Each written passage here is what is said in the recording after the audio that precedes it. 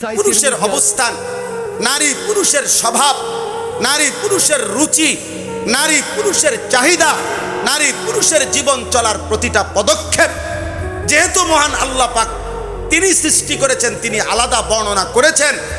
এই নারী পুরুষের আল্লাহ প্রদত্ত এই বাধা, আল্লাহ প্রদত্ত এই বেড়া, আল্লাহ প্রদত্ত এই দেওয়াল ডিঙ্গিয়ে নারী পুরুষের সর্বোচ্চ যেই জুলুম, যেই অপরাধ নারী পুরুষের দ্বারা সর্বোচ্চ যেই পাপটি হয়ে থাকে, যেটা আল্লাহর বিধান, বাস্তবতা এবং আল্লাহ তাআলার হুকুম আহকামকে সম্পূর্ণভাবে বিসর্জন দিয়ে সর্বোচ্চ যেই পাপে গিয়ে নারী আর পুরুষ লিপ্ত হয়, সেই অপরাধের নামই হচ্ছে জিনা, জিনা ব্যভিচার।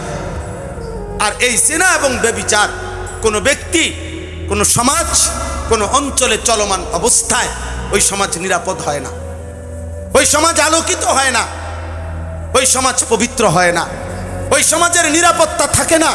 ওই সমাজের মধ্যে, মানুষের মধ্যে দুঃখ, দুর্দশা, পেরেশানি আর অস্থিরতা লেগেই থাকে। হাদিসের মধ্যে আছে, রাসূলুল্লাহ সাল্লাল্লাহু আলাইহি ওয়াসাল্লাম ইরশাদ করেছেন, লাম তাজহারিল ফাহিশাতু ফি কওমিন হাত্তা ইউলিনু বিহা ইল্লা ফাশা ফীহিমুত তাউন ওয়াল আওজাউল্লাতী মাদাত ফি আসলাফিহিম আল্লাযীনা মাদাউ। নবী সাল্লাল্লাহু আলাইহি ওয়াসাল্লাম বলেন, কোন কওমের মধ্যে যদি জিনা এবং ব্যভিচার ছড়িয়ে পড়ে, নারী পুরুষের অবাধ মেলামেশা ব্যাপকভাবে ছড়িয়ে পড়ে, হারাম চলাফেরা যদি ছড়িয়ে পড়ে, হারাম সম্পর্ক যদি ব্যাপক হয়ে পড়ে, আল্লাহর কসম নবী বলছেন সেখানে অবশ্যই মহামারী, দুর্ভিক্ষ, খাদ্যের অভাব, মানুষের জান মালের নিরাপত্তা বিঘ্নিত হয়ে যায় এবং এমন এমন মুসিবত দেখা দেয় যা পূর্ববর্তীদের মধ্যেও যুগ যুগ ধরে ছিল না। এমন নিত্য নতুন আযাব গজব এসে ওই সমাজের মধ্যে আপতিত হয়। আল্লাহ নবী সাল্লাল্লাহু আলাইহি সাল্লাম বলেছেন, যদি কোনো সম্প্রদায়ের মধ্যে জিনা এবং ব্যভিচার ব্যাপক হয়ে যায়, নারী পুরুষের অবাধ চলাফেরা, অবাধ হারাম মেলামেশা, অবাধ হারাম সম্পর্ক ছেলে মেয়ের যদি ব্যাপক হয়ে যায়, আল্লাহ নবী সাল্লাল্লাহু আলাইহি ওয়াসাল্লাম বলেছেন, ইল্লা কাসুরা ফীহিমুল মাউত। মুয়াত্তায়ে মালিকের হাদিস, সেখানে মৃত্যুর সংখ্যা, মানুষের মৃত্যুর সংখ্যা প্রচণ্ডভাবে বেড়ে যায়, প্রচণ্ডভাবে বেড়ে যায়। তাউন মহামারী দেখা দেয়, বিভিন্ন রোগ ব্যাধি দেখা দেয়। আজকের পৃথিবীতে এইডস কোনোদিনও পৃথিবীর থেকে নিশ্চিহ্ন হয় নাই। এটা নারী পুরুষের হারাম অবৈধ সম্পর্কের একটি চূড়ান্ত ভয়ঙ্কর মহামারীর নামই হচ্ছে এইডস, যা এখনো চলমান পৃথিবীতে। তাহলে প্রিয় ভাই আমার, প্রিয় বাপ আমার, আমরা কোরআনুল কারীমের মধ্যে এই সূরা নূরের প্রথম আয়াত, প্রথম বক্তব্য, প্রথম কথা আল্লাহ তাআলা শুরু করেছেন এই জিনার আলোচনা দ্বারা, এই ব্যভিচারের আলোচনা দ্বারা। আল্লাহ তাআলা বলেন, এই সমাজ, এই জাতি, এই পরিবার, এই ঘর, এই দেশ, এই মহল্লা, এই জনগোষ্ঠী মানুষের যদি নিরাপদ, পবিত্র, আলোকিত রাখতে চায়, তো সর্বপ্রথম জিনার দ্বার বন্ধ করতে হবে। এই জন্য মহান আল্লাহ পাক রব্বুল আলামিন বলছেন কোরআনুল কারীমের মধ্যে, ইসলামের সবচেয়ে কঠিন দণ্ড, ইসলামের মধ্যে কোন পাপের শাস্তি সবচেয়ে কঠিন? জিনার শাস্তি। কোন পাপের শাস্তি বলেন? আমাদের বিশ্ববিখ্যাত মুফাসসির শাইখুল হাদিস দারুল উলুম দেওবন্দের শ্রেষ্ঠতম সন্তান, যিনি অল্প সময় পূর্বে ইন্তেকাল করেছেন, হযরত মাওলানা সাঈদ আহমদ পালনপুরি রাহমাতুল্লাহি আলাইহি, তার বিশ্ববিখ্যাত তাফসীর হেদায়াতুল কোরআন, এই হেদায়াতুল কোরআন তাফসীরের মধ্যে তিনি এই বিষয়ের উপরে লম্বা আলোচনা লিখছেন। একটা মৌলিক কথা বলছেন উনি, যে জিনা এবং ব্যভিচারের শাস্তি আপাত দৃষ্টিতে বাহ্যিক দুনিয়াতে স্বাভাবিকভাবে কোনো মানুষ শুনলে আঁতকে ওঠে, কাইপা ওঠে, লাফ মাইরা ওঠে, যে কি ভয়ঙ্কর শাস্তি, কি ভয়ঙ্কর। কিছু কিছু ভদ্রলোক সভ্য পৃথিবীর আধুনিক দাবিদার, ওরা ইসলামের জিনার শাস্তি আর বেবিচারের শাস্তি দেখলে আজকে উঠে বলে কি বর্বরতা, কি জঘন্যতা, কি মারাত্মক শাস্তি।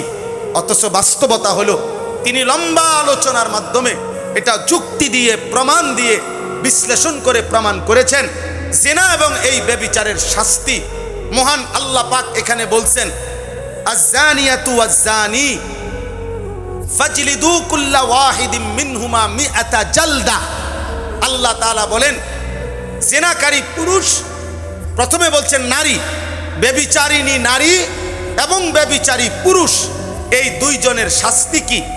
আল্লাহ তাআলা বলছেন ফাজলিদু কুল্লা ওয়াহিদিম মিনহুমা মিআতা জালদা।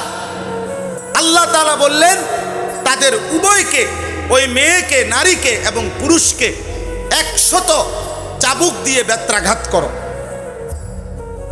চামড়ার উপরে বেত্রাঘাত করো। মিআতা জালদা, আরবিতে চাবুক বলাই হয় যেটা চামড়া দিয়ে বানানো হয়, যার কারণে এই চামড়ায় তৈরি চাবুক দ্বারা তার দেহে, তার শরীরে 100 করে বেত্রাঘাত করো। তাফসীরের মধ্যে বিস্তারিত ব্যাখ্যা আছে। ইজমায়ে উম্মত, তাওয়াতুর হাদিস এর মাধ্যমে কথা প্রমাণিত যে এই শাস্তিটি অবিবাহিত ছেলে এবং মেয়ের জন্য। কোনো মেয়ে যদি অবিবাহিত হয়, কোনো ছেলে যদি অবিবাহিত হয়, তাহলে তাদের জিনা ব্যভিচারের শাস্তি হলো 100 চাবুক দিয়ে বেত্রাঘাত। কিন্তু আল্লাহর নবী সাল্লাল্লাহু আলাইহি সাল্লামের বিশুদ্ধ হাদিস, কোরআনুল কারীমের মানসুখকৃত আয়াত, যেটা মুতাওয়াতির হাদিসের দ্বারা প্রমাণিত যে বিবাহিত পুরুষ এবং নারী যদি জিনা করে, যেটাকে আমাদের সমাজে পরকিয়া বলে, অর্থাৎ বিবাহিত পুরুষ জিনা করেছে, বিবাহিত নারী ব্যভিচার করেছে, তো আল্লাহর বিধান হলো তাকে পাথর মেরে রজম, হত্যা করা, তাকে এই পৃথিবী থেকে বিদায় করে দেওয়া, এই পৃথিবী থেকে নিশ্চিহ্ন করে দেওয়া, নিশ্চিহ্ন করে দেওয়া। আল্লাহ তাআলা বলেন ওয়ালা তাখুজকুম বিহিমা রাফাতুন ফি দীনিল্লাহ। আল্লাহ বলেন মুমিন, অন্যদের কথা বাদ দাও, কাফের, মুশরিক, বেঈমান, নাস্তিক, মুরতাদ কি বলবে, মুনাফিক কি বলবে, এর ধার ধাইরো না। তবে তোমরা মুমিনদের কাছে, ইমানদারের কাছে আমি আল্লাহ বলে দিলাম যে আমি আল্লাহ আরহামুর রাহিমিন, আমি রহমান, আমি রাহিম, আমি সত্তার, আমি আল্লাহ সেই মালিক যে বান্দার গুনাহ গোপন রাখি, বান্দার গুনাহ লুকিয়ে ফেলি। আমি সেই মালিক, আসমান ছোঁয়া গুনাহ পর্যন্ত আমি আল্লাহ মাফ করে দিতে রাজি। কিন্তু আমি আল্লাহ বললাম জিনা এবং ব্যভিচার যদি নিশ্চিত প্রমাণিত হয় শরীয়তের বিধানের আলোকে, তাহলে এদেরকে অবিবাহিত হলে 100 বেত্রাঘাত করা আর বিবাহিত হইলে পাথর মেরে হত্যা করা, এই বিধান কার্যকর করার ক্ষেত্রে তোমাদের কারো অন্তরে যেন এক জাররা বিন্দু পরিমাণ কোনো দয়া মায়া না আসে। এখানে আবেগ দেখায়ও না, এখানে ভালোবাসা দেখায়ও না, এখানে সস্তা আহ্লাদ দয়া মায়া দেখাবে না। আমি আরহামুর রাহিমিন, আমি রহমের দরিয়া, রহম আমার থেকে আসে, দয়া মায়া আমি আল্লাহর থেকে আসে। আমার সিফাত দয়া মায়া, সেই দয়া মায়ার সিফাত আমি রহমান রাহিম, আমি সিদ্ধান্ত দিলাম। এমন জঘন্য, এমন নাফরমান আমার জমিনে থাকার অধিকার নাই, অধিকার নাই। এরপরে আল্লাহ তাআলা বলছেন কোন মানুষের জন্য শারীরিক শাস্তি এটা যেমন তার জন্য কষ্টকর, মানুষের উপস্থিতিতে লজ্জা পাওয়া এটাও তার জন্য অনেক বেশি কষ্টকর। একে তো ফিডা খাইলো, আবার এতগুলো মানুষ দেখলো, এতগুলো মানুষ শুনলো। এই জন্য আল্লাহ তাআলা এই শাস্তিটার উপরে আবার বলছেন ওয়ালিয়াশহাদ আযাবাহুমা তাইফাতুম মিনাল মুমিনিন। মুমিনদের একটা দল, একটা ভারী জামাত মুমিনদের যেন এই নাফরমান পাপীদের, জিনাকারী ছেলে মেয়ে, পুরুষ নারী, এদের শাস্তি কার্যকর করার সময় তারা যেন সশরীরে সচক্ষে উপস্থিত থাকে, তারা যেন দেখে, তারা যেন দেখে।